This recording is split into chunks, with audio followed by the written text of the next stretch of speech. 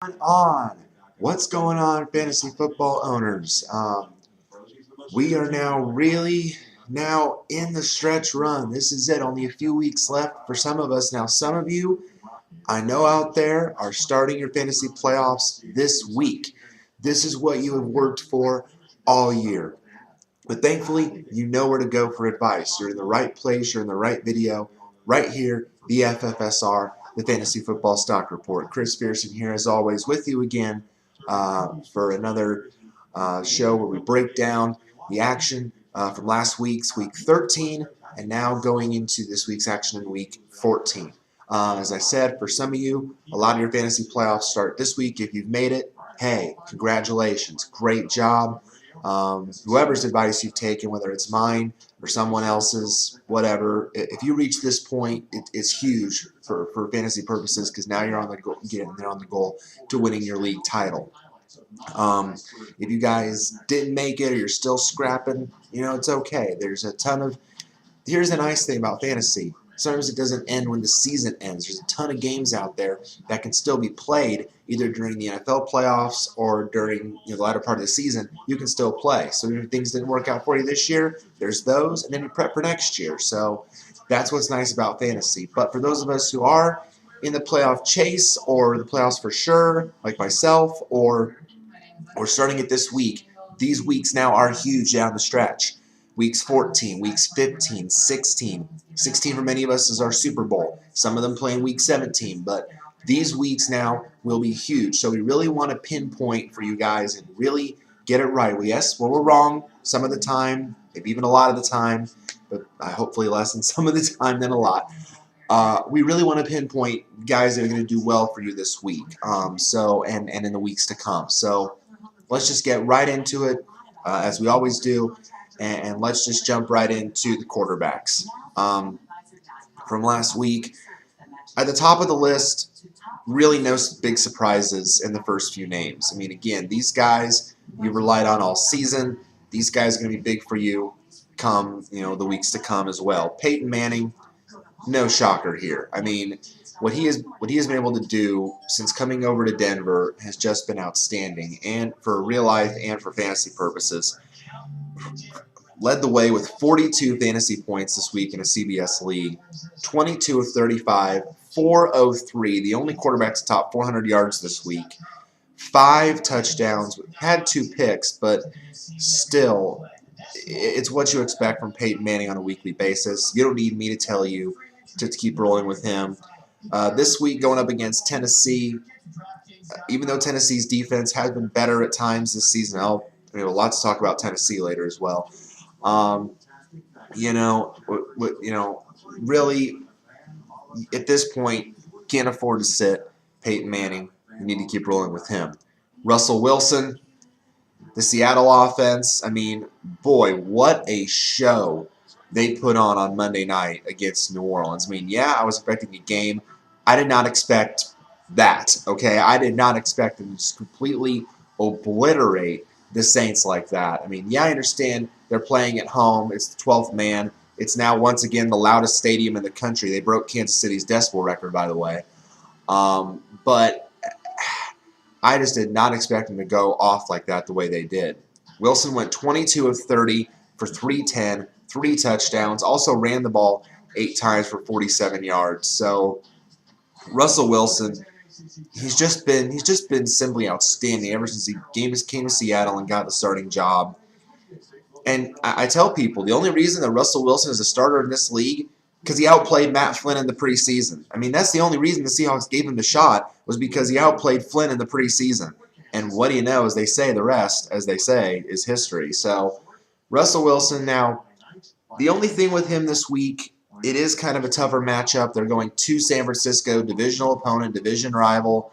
San Francisco's defense, known to be tough, but again, at this point, even though the matchup is tough, I don't think you can afford to sit Russell Wilson at this point. I think you keep rolling with him. Same thing with Cam Newton. Can't afford to sit him at this point. I mean, hello, they're at New Orleans. Yes, they're playing at New Orleans this week, but if Seattle can do that to that Saints defense, imagine what Cam Newton is going to do, okay? Another big week for Newton this week. 18 to 29, 263 yards, 2 touchdowns, 2 picks. Ran the ball 5 times for 68 yards and a score. 30 fantasy points. That's what Cam Newton is. That's his ability. He's able to run the ball consistently well, and and with D'Angelo Williams being out with that quad injury and not playing, they had to rely more on Newton's legs this week. So that was huge for Newton's fantasy owners as well. Keep rolling with Newton against the Saints. Again, I can only imagine the numbers that Newton's going to put up this week after Wilson and the Seahawks did that to the Saints. Now, the Saints might be a little bit angry coming off that and try to be hungry and try to prove to people that was a fluke. But again, this point in the season, can't afford to sit Cam Newton. Nick Foles of Philly. We finally got the announcement this week. Chip Kelly finally came to his senses. He has committed not only to Nick Foles as being the starter full-time for this season, he said he's our starter forever. Oh, Chip Kelly has seen the football lights. He's finally got it. He's finally seen the realization that Nick Foles is the better option. The Chip Kelly offense was always tailored better to Nick Foles' game than it ever was to Michael Vick's game, and now we have seen it. We've seen it throughout the whole season. Chip Kelly, though, has finally seen it. Foles this week had another big week, 29 fantasy points, 21 of 34, 237 with 3 touchdowns. Also ran the ball 9 times for 22 yards. And oh, by the way, Foles has a great matchup this week, going up against the Lions. Not a great secondary. It works out great for him. He's getting now his tight end, Zach Ertz, involved. Of course, he's got Deshaun Jackson, Riley Cooper, all these weapons. Nick Foles, I love him this week, as I would say even maybe borderline 1, high-end 2, certainly with upside. Again, if you're needing a sleeper starter, Nick Foles is your guy. Another sleeper starter, whoever starts for the Chicago Bears, because they're going up against Dallas this week. And as we've seen, Dallas's pass defense is not exactly the best either. But Josh McCown, as I've said, has done an outstanding job in filling in for the injured Jay Cutler. Last week, McCown, 23 of 36, 355, 2 touchdowns, both of them, by the way, to an absolutely ridiculous Alshon Jeffrey. We'll talk about him when we talk about wide receivers. 26 points, though, for McCown. Again, now Cutler has come out personally or publicly, both, I guess, personally and publicly, and he has said that he does plan to play this week. But for now, according to at least the projectionists out there, McCown's still being projected to be the starter this week. So, whoever plays, I gotta say, they're like, some people have listed as a top 10 option this week. I honestly wouldn't disagree with that. I have McCown in my league, but I also just picked up Cutler off my wet wire in case Cutler still plays. And then whoever doesn't play, then I'll either bench or get another quarterback off the wire or whatever. So Josh McCown, if he plays, whether it's him or Cutler, I think are must-start options this week, considering the great matchup. Brandon Weeden of Cleveland, surprisingly, didn't play like he was 30. He had a good week this week, but unfortunately, it ended in disaster because, once again, the Cleveland quarterback situation has gotten squirrely. Weeden went 24 of 40 for 370, had 3 touchdowns, but again, also 2 30-year-old interceptions. He did have 26 fantasy points, but suffered a concussion, just like a lot of other Cleveland quarterbacks this year, including Jason Campbell. Of course, we know Brian Hoyer's not coming back from that knee injury. Right now, the only healthy quarterback on the roster in Cleveland, Alex Tanney. Yes, Alex Tanney, that trick shot quarterback on YouTube. That's Alex Tanney. So, they still haven't been cleared to practice this week.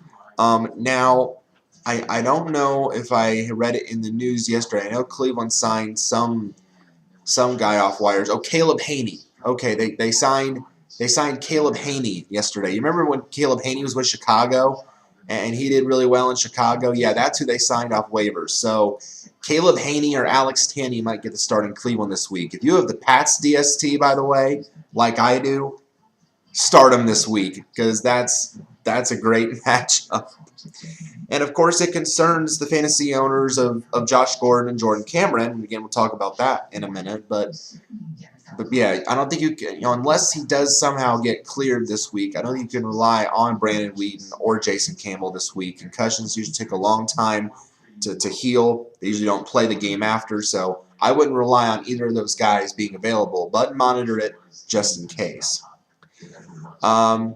Matthew Stafford, great matchup this week. Can't sit him. Going up against Philly. He had 25 points last week. Stafford's still on a roll. You can't afford to sit him. Ryan Tannehill of Miami. He's starting to get a little bit of a run going. And he's starting because, oh my gosh, he finally realizes, oh my, Mike Wallace is on my team. And Brian Hartline I can actually throw to. So he's putting up decent numbers, 28 of 43, 331, 2 touchdowns and a pick, and also ran 3 times for 22, 25 fantasy points. But at this point in the season, as you're going into the playoffs, I don't know, honestly, if you can rely on Tannehill for consistent numbers. I don't love that. And this week he's going up against Pittsburgh on the road. You can only rate Tannehill as a number 2, number 3 option this week. I'm not sold on him. Now, a guy that I am sold on, and I mentioned this guy to you, if he is out there, is Alex Smith of the Chiefs.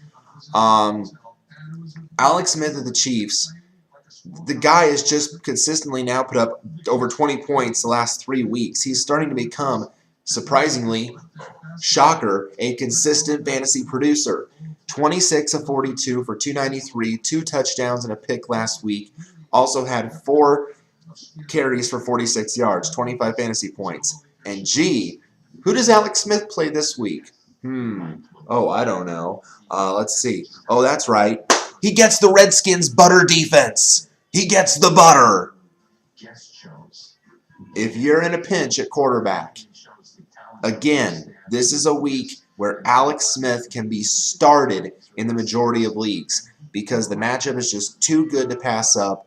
It's just Washington. They can't stop anything. They don't stop anybody all year. Don't blame RG3. Don't blame RG3 because he's not as mobile as he once was. Should he be playing? No.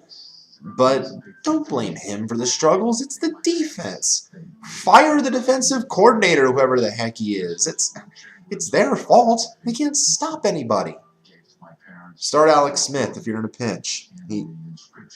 Again, sleeper of the week. I gotta say it. Again, the matchup is too good to pass up. Tom Brady, obviously, you love his matchup this week. Going up against the Browns, although, Joe Hayden, but as we saw by Antonio Brown, he can be beaten. 29 of 41, 371, 2 touchdowns and a pick, 24 fantasy points. Got to keep rolling with Big T. Carson Palmer. Palmer going up against the Rams this week. That, obviously, with the Rams pass rush, that worries me a little bit.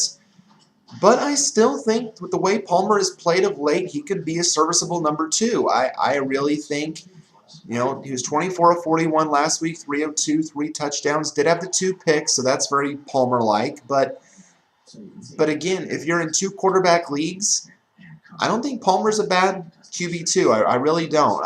I am worried that you're probably not going to get 20-plus points this week because of that pass rush, but he could be a serviceable number 2 option for you because he's got weapons there with Fitzgerald and Michael Floyd coming on and Mendenhall getting better and Ellington. So I could see Palmer as a strong number 2. I really could. Big Ben going up against Miami this week.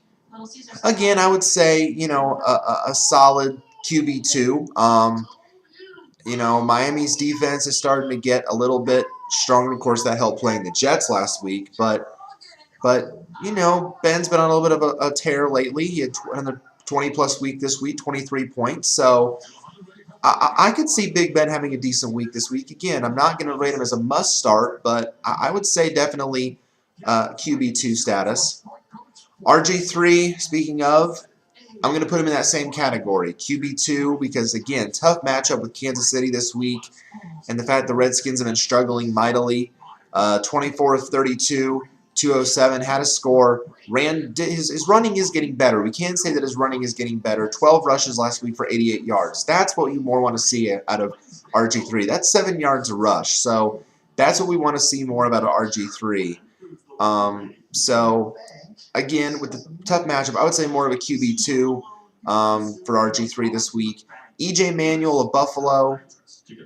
Again, QB2, even though the matchup on paper looks good against Tampa Bay, there's still the status of Darrelle Revis, his status being up in the air. Tampa Bay's defense has actually been rather strong at times this season, so a little worried on that. But it's nice to see Manuel back at full health in Buffalo and being the guy again and not having to worry about guys like Jeff Toole and Thad Lewis. Yeah. Colin Kaepernick, here's your bust alert for the week. With Kaepernick going up against Seattle. Cap did have 19 points last week, so it's nice to see him bouncing back. But again, that Seattle defense is just on top of the league right now. So I can't call Kaepernick a must start this week. I can only rate him again a QB2. But you know, unless you have a better option at quarterback, I think you can bench him. But if you don't, you can keep rolling with him. Just be aware that he might not have a strong double-digit week for you this week potentially. Just be aware of that. Kaepernick has tended to struggle where the matchups have been tough. So just remember the week he had 2 points. Yeah, just be aware of that. I believe that was also the last time they played Seattle. Kaepernick only had 2 points. So just be aware of that if you have Colin Kaepernick. Okay, here we go. Ryan Fitzpatrick. I know there's a guy sitting here next to me just been begging to make some comments about this this whole thing. Hang on, I'll go get him.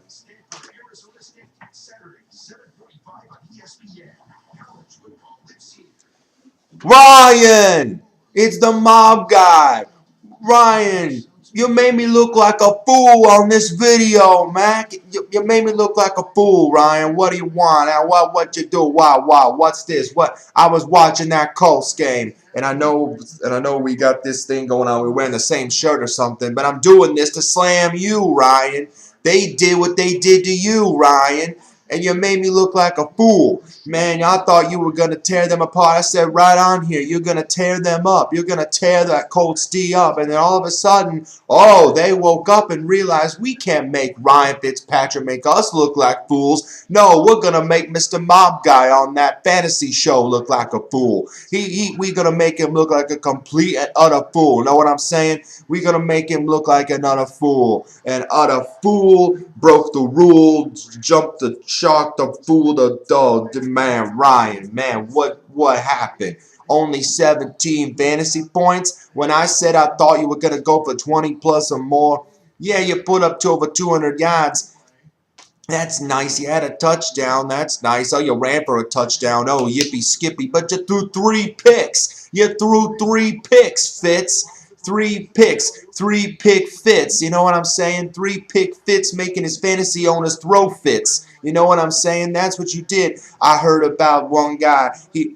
He started you in a league and he's pounding his fist on the floor and turning and screaming like a cartoon character. He's just on the floor going, I listened to Mr. Mob Guy and I started him and now look, he's throwing picks. What happened, man? And now this week you're going up against Denver? You're going up against Denver in that thick mile-high air? In that thick air? 3 pick Fitz. You're going to be a choker in that high-pressure air, man. Peyton Manning going to make you look like a fool, man. And who's Peyton Manning's former team? Exactly. Mr. Mob Guy. You don't make Mr. Mob Guy look like a fool. You don't make that. I don't make the same mistake twice. This week, Fitz. Somebody honking their horn out here. Yeah, exactly, man. I know what you're saying. You know what, Fitz? This week, I don't think even worth starting in 2 quarterback leagues. I don't think you're worth it. You had your shot last week and you blew it. This week, no, man, it ain't happening. It ain't happening for you this week, man. It's not happening. Writing you off again. It's not happening this week. Give me down the bottom of the barrel. That's what I got to say. Turn it back over to the man. Thank you, Mr. Mob Guy.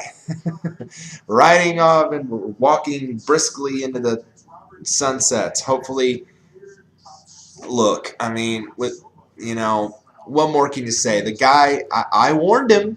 I warned him. The guy has been hit or miss, whether it's in Buffalo or whether it's in Tennessee. He's not an elite starting option. Has he done nicely in Jake Locker's absence? Yes. But is he a consistent, high-quality fantasy option? No. Okay? It's just no. It's you know, in the weeks you think he's going to do great, he sucks. And now watch. Mob Guy says he's going to suck. Watch. He's probably going to just go off and go buku on Denver. So, again, all we can project is a QB2, QB3. I don't think he's elite. I don't think he's a strong option this week. Just temporary expectations. After that, it's a pretty big drop-off here for these next set of guys. Even though Chad Henne had 17 fantasy points last week, you're not starting Chad Henne. Matt Ryan, I mean, yes, he got Roddy White back, and he's looking a little stronger now. 28-47, 311 with a score. But, again, you relied on Matt Ryan all year, and then you lost his receivers, and then he was bunk. So you're not going to take him back. Joe Flacco. Now, Joe Flacco, I think, could be a serviceable QB2 because, again, he's got Minnesota this week, whose defense, as we know, is total bunk. 24 of 35, 251 in a score last week, 16 points. So, again, if you start 2 QB leagues, maybe you can plug in Flacco as a QB2. Tony Romo, I'd say, again, QB2 going up against Chicago. Now, Case Keenum of Houston could be, I think, a strong QB2 start with upside because, again, he's facing Jacksonville this week. And Houston has been, I mean, if they gave the Patriots all they could handle, so imagine, you know, what they can do against Jacksonville. So Keenum, I think, could be a serviceable QB2. Same with Phillip Rivers going up against the Giants. Eli Manning, same vein. Andy Dalton, again, same situation. Now, Andrew Luck had a tough week last week.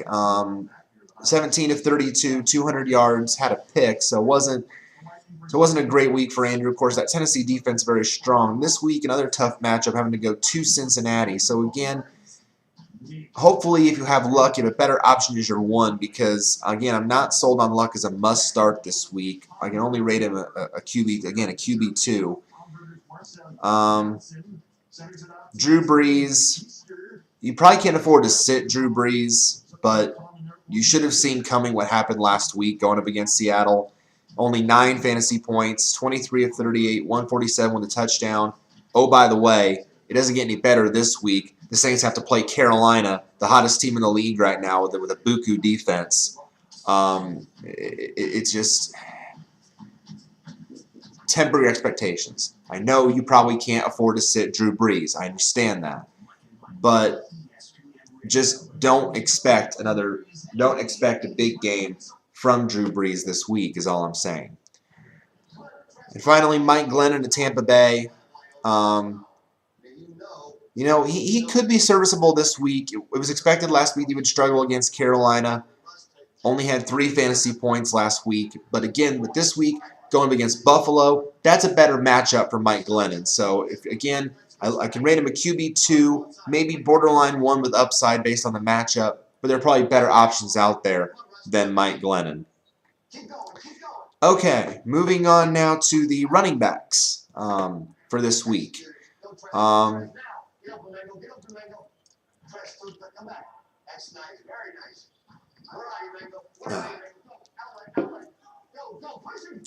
So running backs for the week.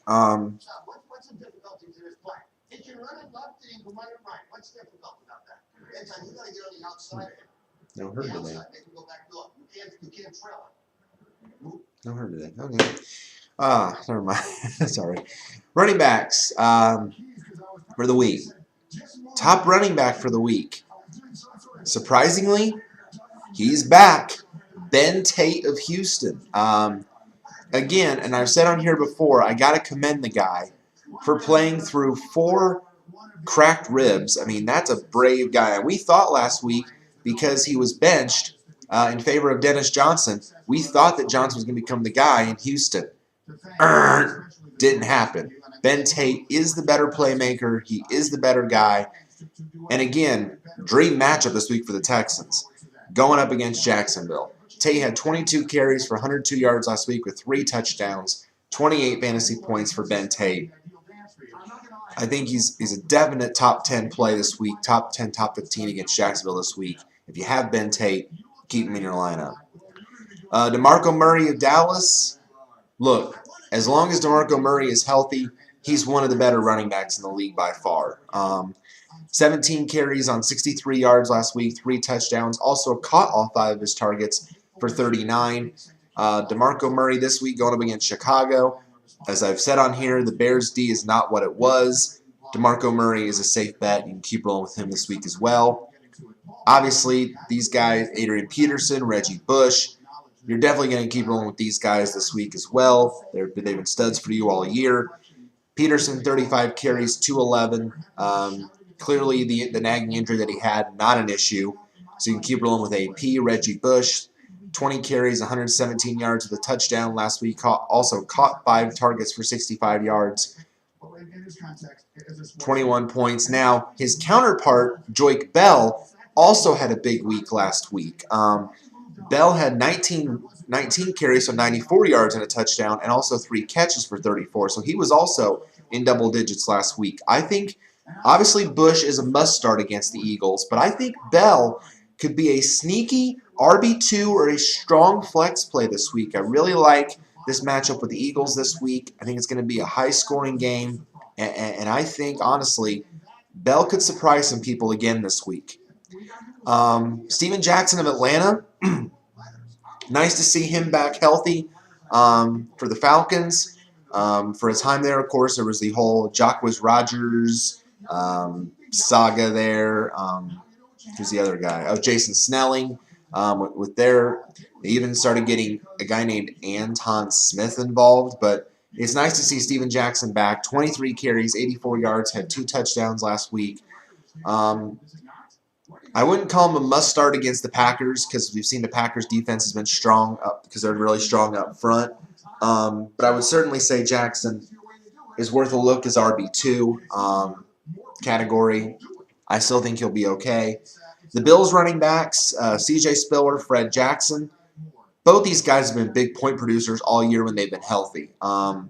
Except for a couple times where they had tough matchups. These guys have done well for you. Spiller, 15 carries, 149 and a score, 20 points. Fred Jackson, 11 carries for 42 yards and a score, plus 4 catches for 36 yards and a score. Again, I've mentioned it on here before. This is a timeshare that works. Spiller is your ground and pound running back. Fred Jackson is your dual threat that can make plays in the passing game. So, and this week, couldn't ask for a better matchup going up against Tampa Bay. Again, I think Spiller's a must-start this week. I think Jackson is definitely, again, a strong RB2 or flex play. Same vein as Reggie Bush and Joique Bell. I like both these guys this week. Even though Tampa's defense has been rather strong this year at times this season, I think Buffalo's going to try to utilize both the run and the pass against Tampa. So I really like both those guys again this week. Le'Veon Bell of Pittsburgh, speaking of another Bell, Le'Veon Bell. Nice to see him play well in his rookie year. Obviously, we knew when he was drafted in Pittsburgh, he was going to be the lead guy. But then he had the foot injury in preseason that kept him out for a long time. But finally, once he got back healthy, he's shown why the Steelers invested so heavily in him. 16 carries on 73 yards with a touchdown last week, and he's starting to also get involved in the passing game. Bell also had 7 catches for 63 yards last week. So Le'Veon Bell owners have to be happy with the production they have seen from Le'Veon Bell. This week, going up against Miami, not a great matchup, but again, I still think Bell. I still think you can roll him out there as a starting RB2. I still think he's a very strong option this week. Or even if you're, again, don't have a great option at flex, I think you can use Bell there, as you've seen, getting involved in the passing game as your flex option. Jamal Charles, start your Chiefs this week. As I've said, start your Chiefs. He's going to roll through that butter defense. Start your Chiefs. Andre Brown of the Giants. Boy, am I glad that I got Andre Brown off waivers when I did. Have I mentioned that before?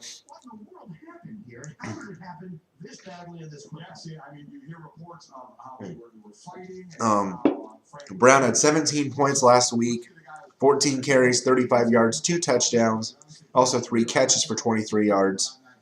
You definitely want to keep rolling with Andre Brown as an RB2. He's now the guy in the Giants' backfield. So, Rashad Jennings of Oakland. He's done okay filling in for Darren McFadden, but Oakland is so banged up right now. They're using now a backup quarterback, backup running back, backup receiver. Oakland is just a team I think really to shy away from, unless you're desperate. In terms of fantasy, I just don't see them. They're not the team they once were. Jennings had 17 carries for 35 yards last week, 2 touchdowns. But here's the problem: this week going up against the Jets. The Jets defense just got embarrassed by Miami, but they might come back ready to be more prepared. I can only look at Jennings again as an RB2.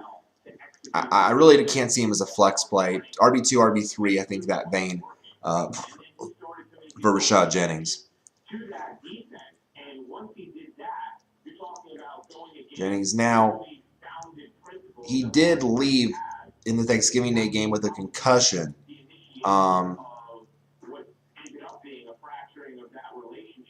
So we'll have to monitor his status throughout the week. I don't even know who the running back is behind Jennings. So I talked about injuries. So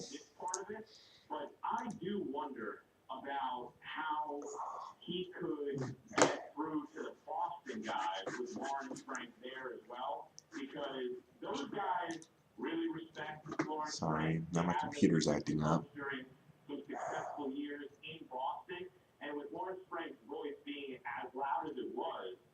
So yeah, with Jennings, there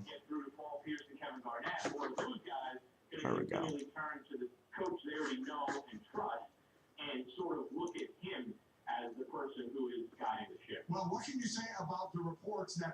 So yeah, with Jennings, I can only rate him as an RB2, RB3. Matt Forte of Chicago, 23 carries, 120 yards last week. Also had 2 catches for 31. I think you can keep rolling with him against Dallas. Again, at this point, I think you can afford to sit him, so I think you keep going Matt Forte. Chris Johnson of Tennessee, 15 points last week, 18 carries for 69. Also had 6 catches for 32 and a touchdown. So, at least Chris Johnson had a good week last week. Again, I can keep going with him as a solid RB2 going up against Denver. Speaking of Denver, Noshawn Moreno. Noshawn Moreno, if you've not seen the videos last week of what Noshawn Moreno did last week, not only doing the army crawl on the first down against Kansas City when he signaled first down, but the tier thing. Oh my gosh, I've never seen a person cry that much in one instant. But hey, you know what? I'm not going to be afraid to admit this on here. Have I cried during the national anthem? You betcha.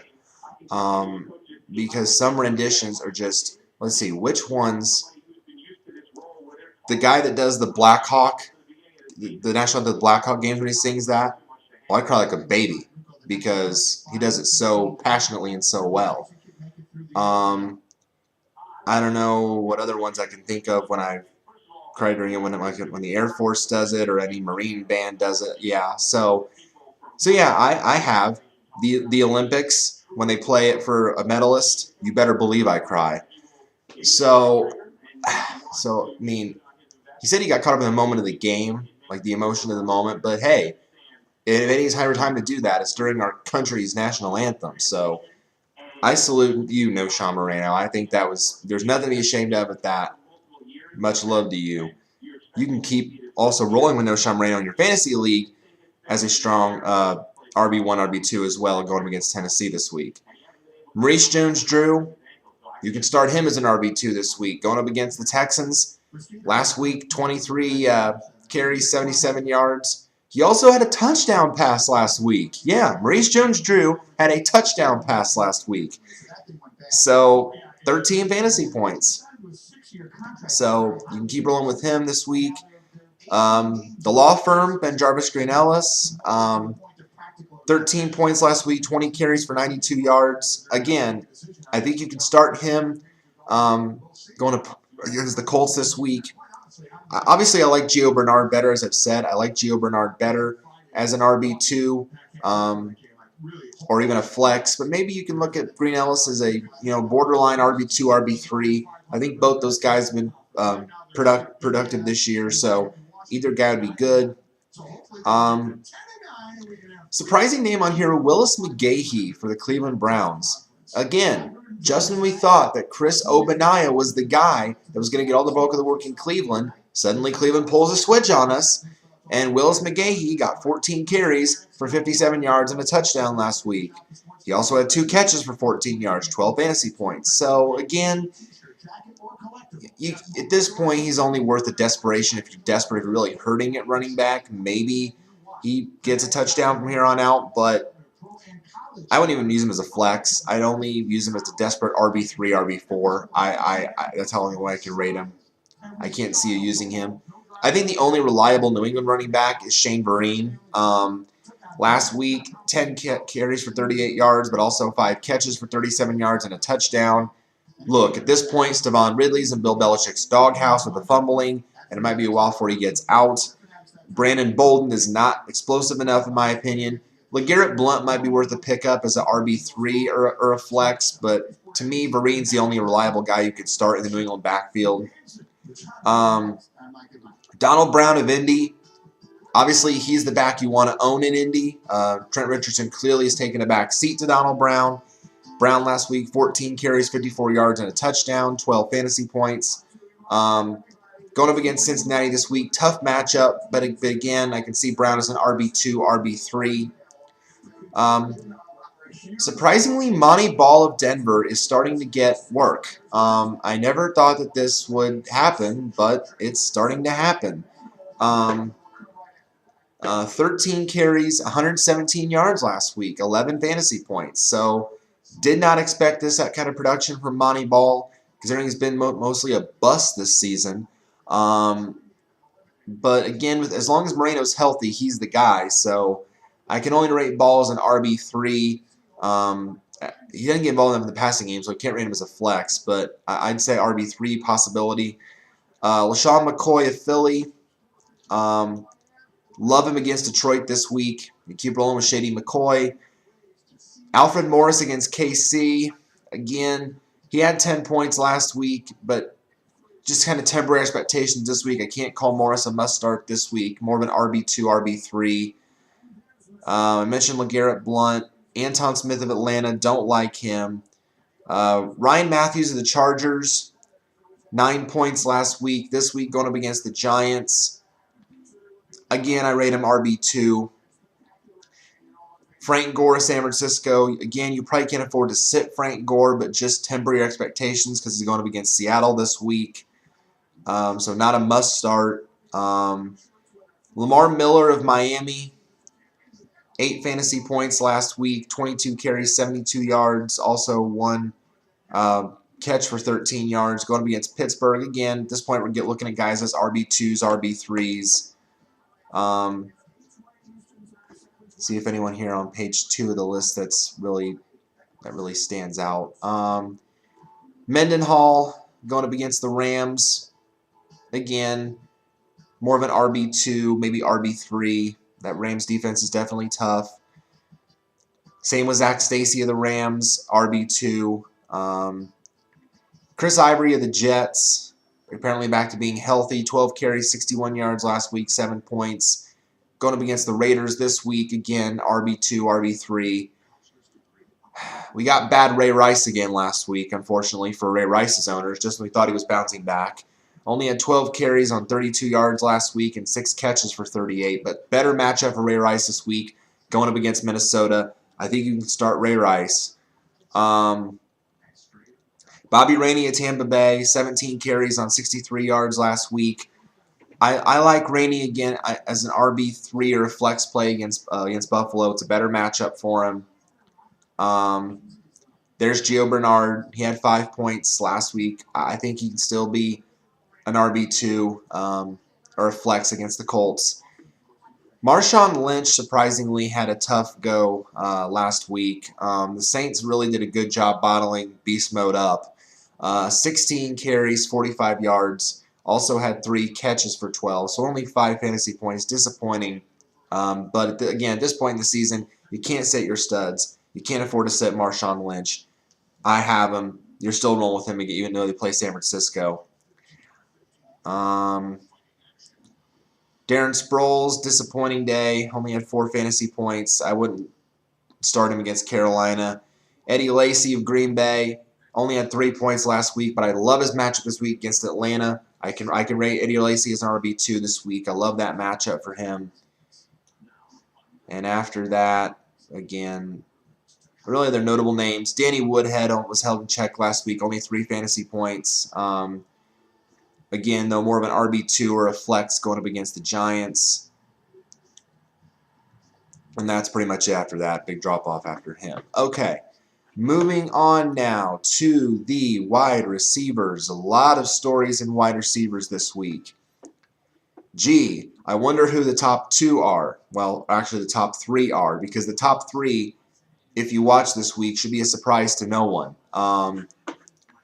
Eric Decker, Josh Gordon, Alshon Jeffrey. I mean, these guys just completely went buku last week. Obviously, anyone for Denver, you're starting on a weekly basis. Whether it's Demaryius Thomas, Eric Decker, Wes Welker, you're starting these guys because they're Peyton Manning's weapons. But Decker, the thing about Decker was, though, he was kind of in a slump lately, and a lot of people, his owners, were saying, I don't know about Eric Decker. This was 4 straight weeks where he had low outputs. I'm not sold on him. Well, I mean, we can't really blame you if you sat Eric Decker in recent weeks because of that, but he rewarded his owners that stuck with him last week. 8 catches, 174 yards, and 4 touchdowns. 41 fantasy points in a CBS league. Just huge week for Eric Decker. I think his owners need to realize, hey, we got to get him back on our lineups, especially against Tennessee this week. Josh Gordon, like I've said on here, it doesn't matter who Cleveland's quarterback is, whether it's Brandon Whedon, Jason Campbell, Brian Hoyer, maybe even Alex Tanney or Caleb Haney. We don't know. Josh Gordon is a stud. He is just an absolute beast. 10 catches last week, 261, 2 touchdowns, 38 fantasy points.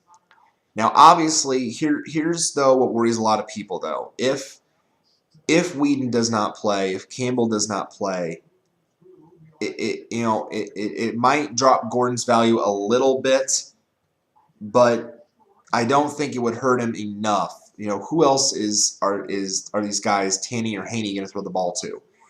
Cleveland only has 2 main weapons. It's Josh Gordon and Jordan Cameron. That's it. They don't really have any other playmakers. No, Greg Little is not a playmaker. He has butter hands. So no.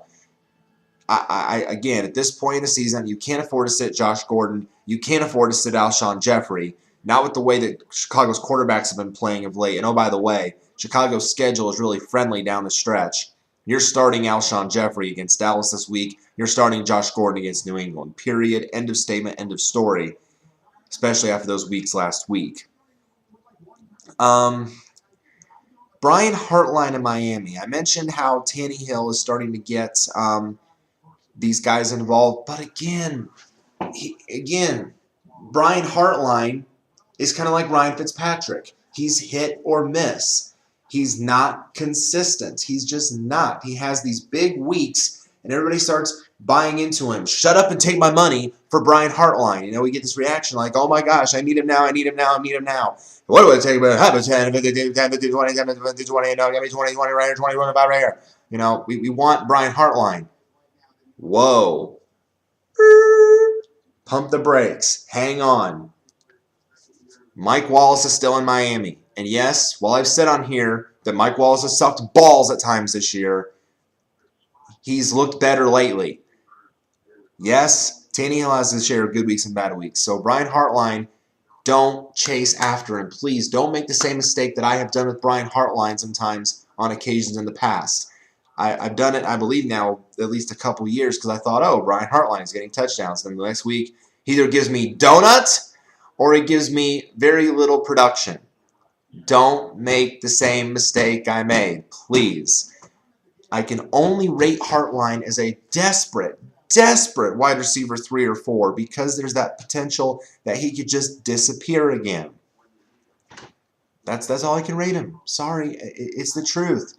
We have to look at what he's done. We have to look at history, people. Now, a guy that is consistent and a guy you can start on a weekly basis, especially with this week's dream matchup, is Megatron, Calvin Johnson. 6 catches, 101 yards, and a score last week. Definitely start him against Philly. It's you don't need me to tell you that at this point. You can't sit Calvin Johnson. Torrey Smith of Baltimore. Big week for him last week. 6 catches, 93 yards, and a score last week for Torrey Smith. And the matchup this week for him is a great matchup.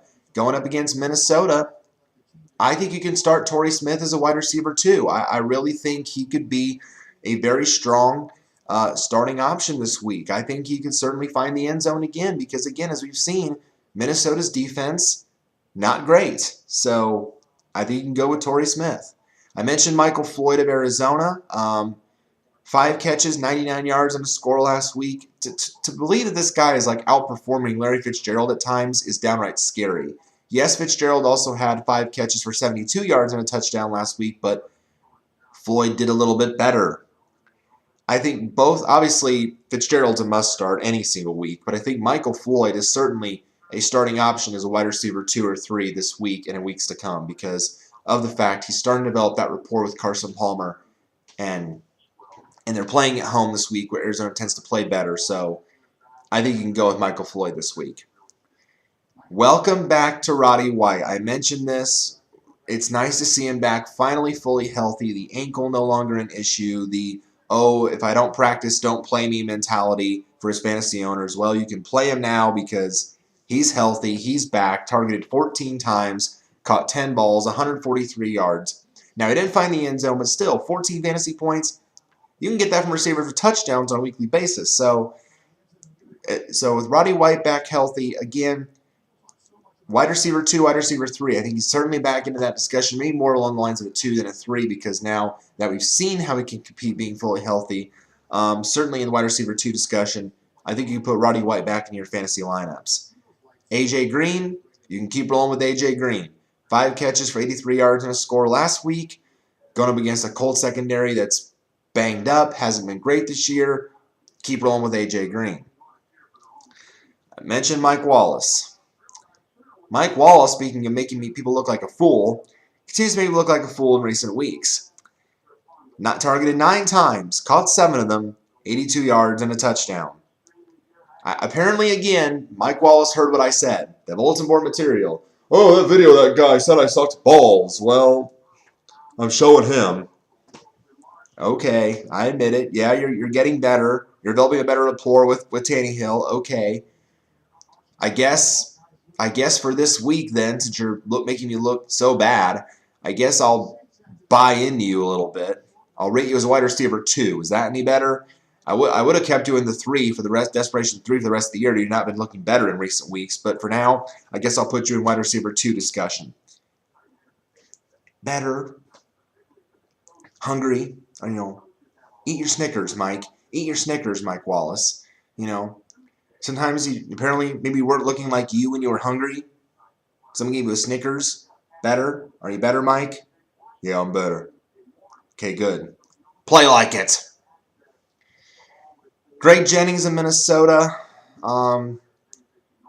surprisingly, had a good week.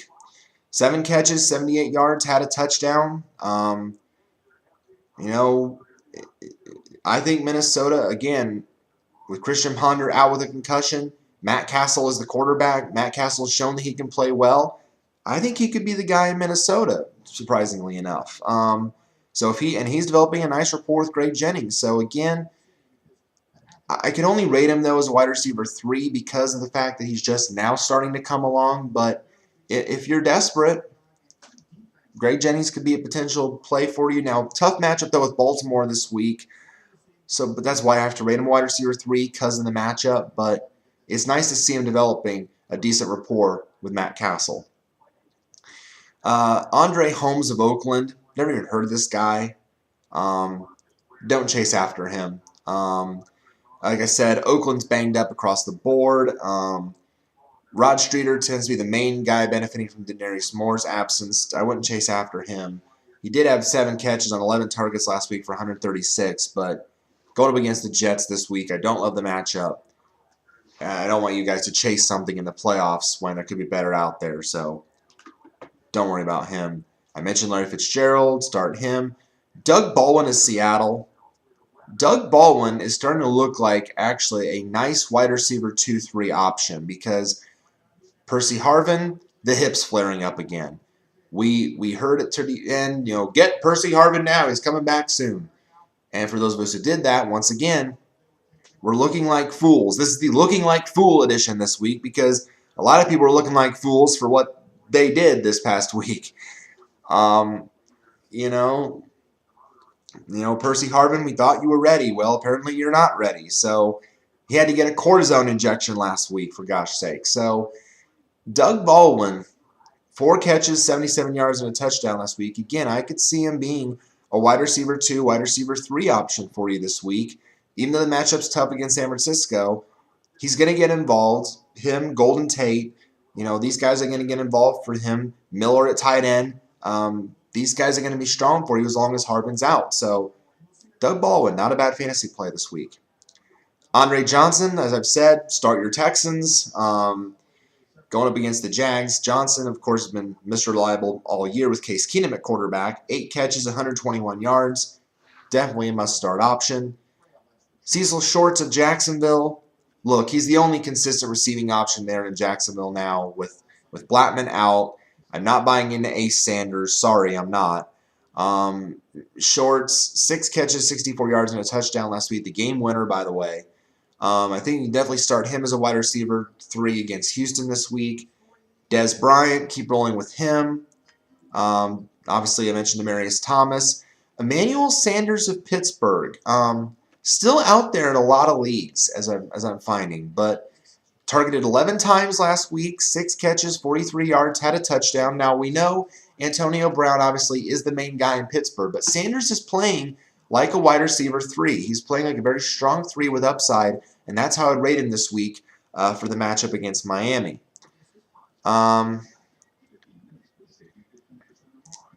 Julian Edelman of New England. I wanted Julian Edelman badly.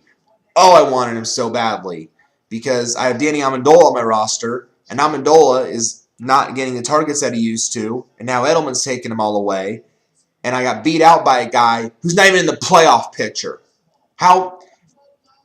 Okay, I got to say something about this. Okay. I know that those of you who want to play spoiler, and that's fine. But when you are clearly out of the playoff picture, don't go after guys on waivers. At this point, it's not worth it for you, okay? Don't try. You have what you have. You've had that all year. It's just, I don't know. It didn't make sense to me that a guy in my league who's out of the playoff picture would grab a guy that I want when I'm going to be in the playoffs and he's not. And this guy has taken guys from me all season that I've wanted, and he's not in the playoff race. I know, what a jerk, right? But just frustrating. But on the off chance you did get Julian Edelman, he could be, I think, a wide receiver, wide 2, 3 this week for that matchup against Cleveland. 9 catches, 101 yards last week.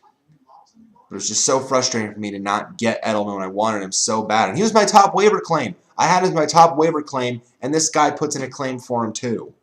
Why? You're not going to the playoffs. Stop trying to sabotage other people's seasons. You're not going. You're out of it. Go play the playoff challenge or something. You're not making it. It sucks the fun out of the game. It really does. It sucks the fun out of the game when you're trying to sabotage people's seasons. I'm not even going to talk about that guy because I don't like talking about him on here. And Brendan LaFell. Anquan Bolden, targeted 14 times last week, 9 catches, 98 yards for him.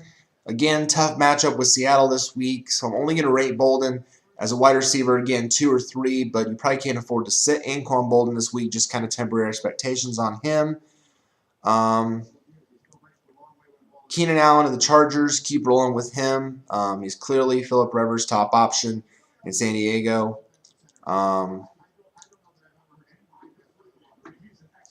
see, anyone on page 2 of relevance here?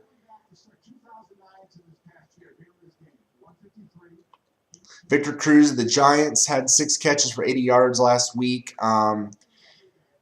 Again, I can rate him a number 2, number 3 against San Diego this week. Kendall Wright, I mentioned him. 11 targets last week, 6 catches for 77. Strong wide receiver 3. He's consistent. He's consistently targeted, so strong wide receiver 3 the rest of the way. Vincent Jackson of Tampa Bay, 3 catches on 75 yards last week. Great matchup against Buffalo this week. You can keep rolling with Vincent Jackson as a wide receiver 2. DeAndre Hopkins of Houston, I can look at him as a wide receiver 3 this week going up against Jacksonville. James Jones of Green Bay had 3 catches for 79 yards last week. Atlanta's defense, not exactly the greatest. I can look at Jones as a wide receiver 3 this week. And again, at this point, we're getting into guys that are more like wide receiver 3 options. Guys like Jerome Simpson, Harry Douglas. Although with White back healthy, maybe Douglas' value takes a little bit of a hit, but I can still see him as wide receiver 3. Now, Michael Crabtree came back for San Francisco last week, and he only targeted 4 times, but caught 2 catches for 68 yards. Had a nice long run on the yard after catch there. So, Crabtree, again, tough matchup though with Seattle this week. Again, I can only rate him again, wide receiver 2, number 3, until he gets fully back in the rhythm. And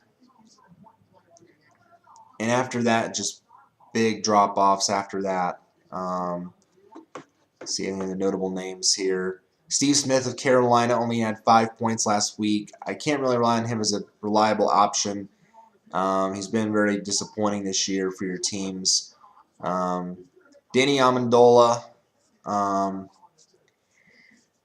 Again, I mentioned him and how frustrating he's been of late. I can't call him a must-start this week. More of a wide receiver 3 because he's clearly now behind Edelman. Antonio Brown, 8 targets last week, 5 catches for 59 yards. I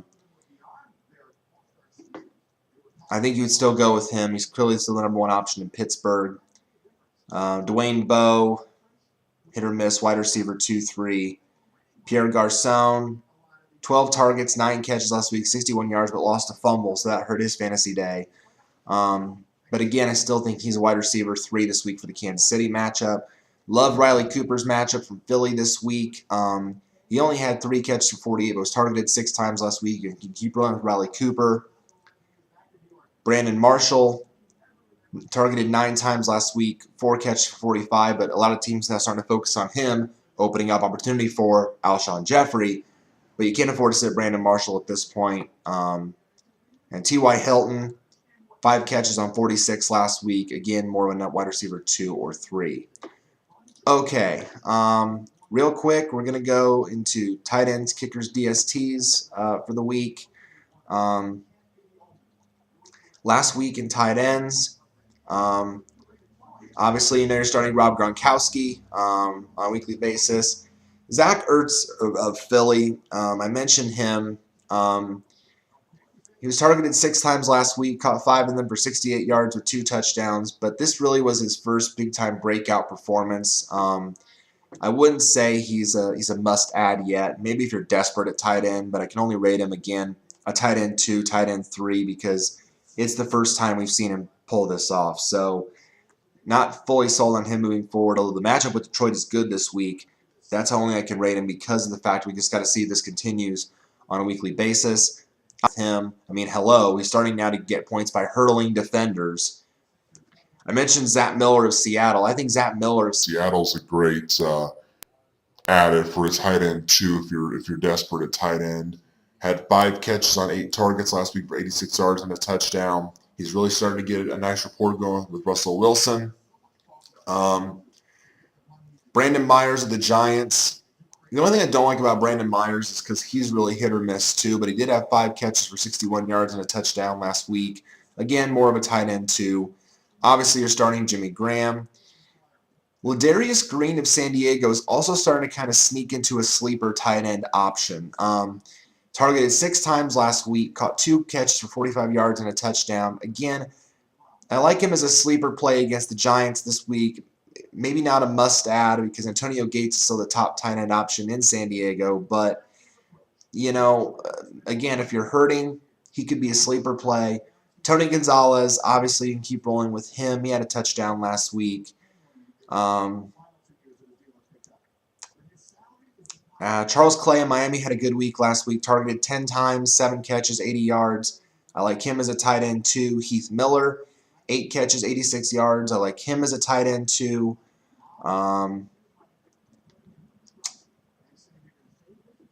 After that, though, no real big names after that. Although Brent Selleck had a touchdown last week for Philly, but again, with Ertz breaking out, not fully sold on him. Greg Olsen had 5 catches for 85 last week. He's been a solid option all season. John Carlson of Minnesota still doing nicely for the injured. Kyle Rudolph had 4 catches for 61 last week. But again, Carlson only reliable when he finds the end zone, so not sold on him as a must-start option. More of a tight end 2, tight end 3. Jason Witten had 3 catches for 53 last week. He's kind of been a disappointment, though, in recent weeks. So I can only rate Witten as a tight end 2. Kobe Fleener had 3 catches for 50 last week. Again, these guys more of a tight end 2. Jared Cook, Jordan Cameron, though, is a must-start. I could see Scott Chandler being a must-start this week with the matchup against Tampa Bay. If you're desperate, 4 catches for 63 yards last week, targeted 6 times. Garrett Graham of Houston, he could be a start this week as well. He was targeted 11 times last week. That's huge. So he could be a starting option for you this week if you're hurting. Kickers for the week. Kickers that I really like this week. Justin Tucker of Baltimore. I just grabbed Justin Tucker off waivers. He was available in my league. I couldn't believe that. He has a great matchup against Minnesota this week. Justin Tucker, big leg. He was perfect last week, 16 fantasy points. Great week for him. Adam Vinatieri of the Colts also had a big week last week, 16 fantasy points. Not a great matchup, though, against Cincinnati. But, again, if you're in a pinch at kicker, maybe he's a guy that you could plug in this week. I don't know why I just said that, but ooh, I'm over this already. So I'm not sold on him as a must-start, as a great starting option. But again, could have a decent week. But I really like Tucker. Obviously, I like Gostkowski against Cleveland. Josh Scobie at Jacksonville. He could be a sneaky good kicker too against Houston this week.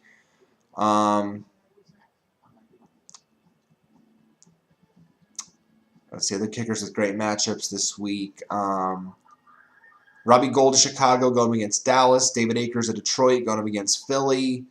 Ryan Lindell of Tampa Bay going up against Buffalo.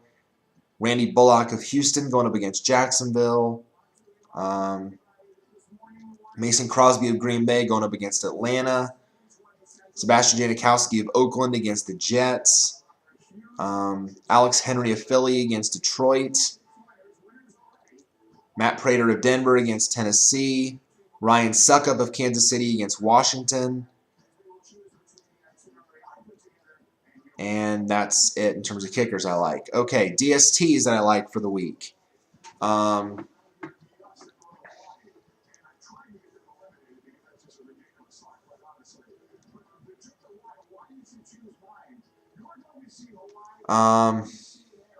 Obviously, Seahawks DST against San Francisco. They've been strong all year.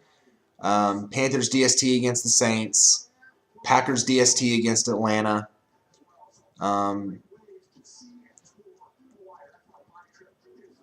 Jaguars DST against Houston. Again, they could be a sleepy play the way Houston's been playing of late.